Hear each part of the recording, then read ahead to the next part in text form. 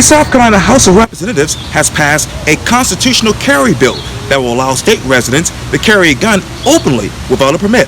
Today, I speak exclusively with State Representative Spencer Wetmore for this edition of Quintin's Close-Ups. And if you haven't already, subscribe to my YouTube channel and like Quintin's Close-Ups on Facebook. State Representative Spencer Wetmore, welcome back to Quintin's Close-Ups. Thank you so much for having me, Quintin. Always a pleasure. Oh, I appreciate it greatly. Well, let me just jump right into it. And this is a story coming from the Associated Press. The South Carolina House of Representatives has approved, as they say, a so-called constitutional carry bill that will let the state residents carry guns openly without a permit. Lawmakers voted 69 to 47 in favor of the bill on Wednesday. Several weeks ago, lawmakers approved a bill that will let anyone with a concealed weapon permit carry openly. I know that the constitutional carry bill goes even further, according to the Associated Press. It will not require any permits or institute any of the training requirements mandated in the open carry bill. Republicans also amended Wednesday's bill to bar the state of South Carolina from enforcing federal gun control regulations. Let me start off with a silly question, Representative. So let me ask you, does this is kind of like do away with having to go do that class and pay $70 to carry a gun? Well, I mean, I think it's more than that. I think what this does is this allows anyone to carry a weapon without any training, without any background checks, without any restrictions as to the manner in which they can carry it. And so it's pretty broad. And I think that's where the concern comes in about these permitless carry bills.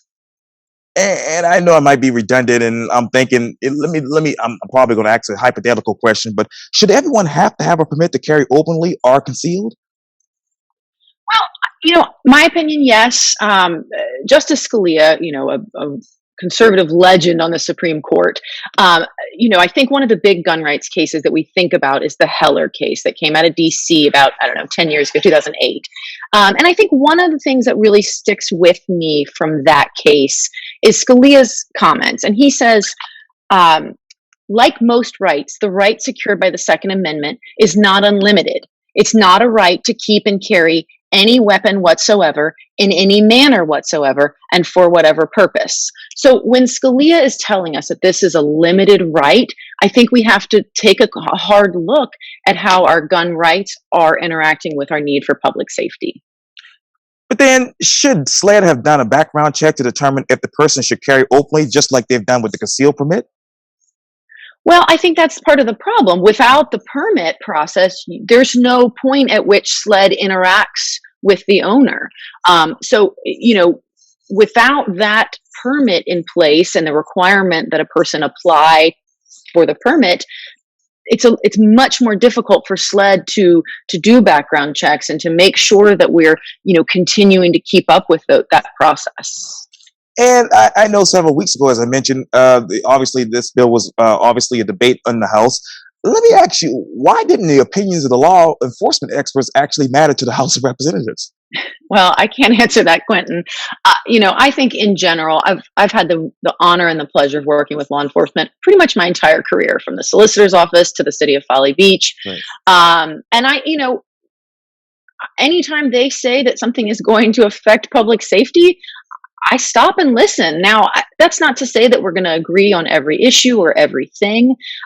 Certainly, even within the law enforcement community, it's not necessarily a unified opinion. So, but I can't answer why in this particular instance with something that is as deadly as firearms, that we wouldn't stop and really give it some pause when they're concerned. And I know at that particular time, many, many weeks ago, I read that law enforcement experts actually testified against the bill. Has anyone in the House of Representatives studied the impact on tourism? Well, that's another issue that we brought up, and I think that's a really important one, especially for the Charleston area, is how, we rely on visitors from across the country and across the world to keep our economy going. And so to come down here, if this bill passes the Senate, South Carolina would be one of 15 states. So that's not a majority. Only 15 states that allow someone to carry openly and without a permit. And so, much like we talked about with the hate crimes bill, right? All of these things matter in terms of economic development. They matter in terms of tourism. Do people feel Do they feel safe? Do they understand, that they're going to be safe when they come to visit us here? I think it's a valid question, and I certainly worry for our businesses who are worried about enforcing. What if a business chooses to put up a sign on the door? Who's does the store clerk have to enforce that? Right. So I think it's a significant concern. I want to ask this too, State Representative. Would an open carry with a training bill over the constitutional carry bill would have been a better compromise? you know, I did not support either bill because I think that the open carry bill has problems in and of itself. Again, we don't have an unlimited right to carry weapons in any manner, right? Just because we feel like it. There are restrictions for public safety. And I think especially with heightened tensions right now, we're looking at protests and we've had 3 mass shootings in the last month, maybe even a couple of weeks. And I think that really we need to be careful how our policies are emboldening folks. Are we sending the message that guns should be used for intimidation and to try to stoke fear? And so I oppose that bill as well, but I certainly do agree that having a background check and training is preferable to none. Now, obviously, as we know that you worked for the city of Folly Beach many, many years ago, and up until just recently when you got reelected to the House, you worked in the solicitor's office, and I believe you have your own law firm now. I do. Let me ask you this. Would the bill only increase the steady parade of gun charges for the solicitor's office? It's hard to say. I think that's one of the questions.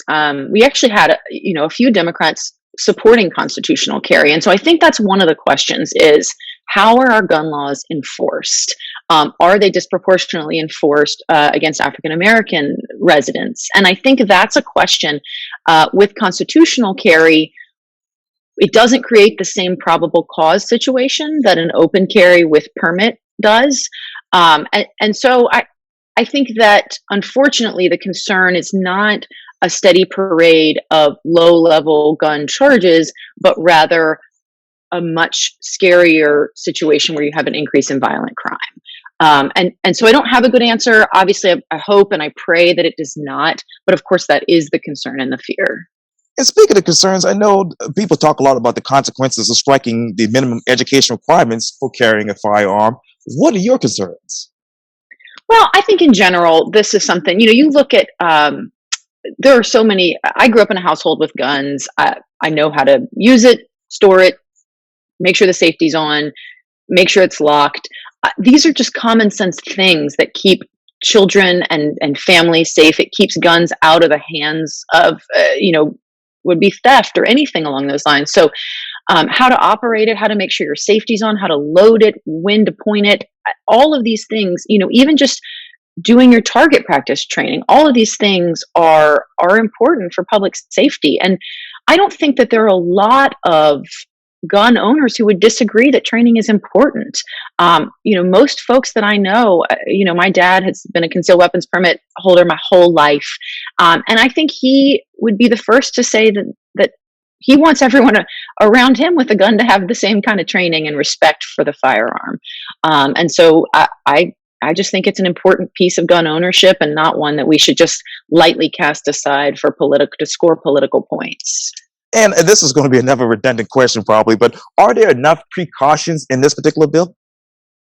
Well, it's interesting because in calling the bill constitutional carry, the proponents make it sound as though this is something, we're left with no choice by the Constitution. But obviously that's not the case. We know from our, the actual text of the Constitution refers to a militia, and all of our U.S. Supreme Court cases leading up to this acknowledge that there are and should be some restrictions on this right. So no, certainly when you have a bill that just allows open carry, no training, no permits, I certainly don't think that's an appropriate number of precautions. State Representative Spencer Wetmore, thank you so much for your time. And again, welcome back to Quintin's Close-Ups. Quintin, thank you for highlighting the issue, and I appreciate the opportunity to talk with you. You're welcome anytime.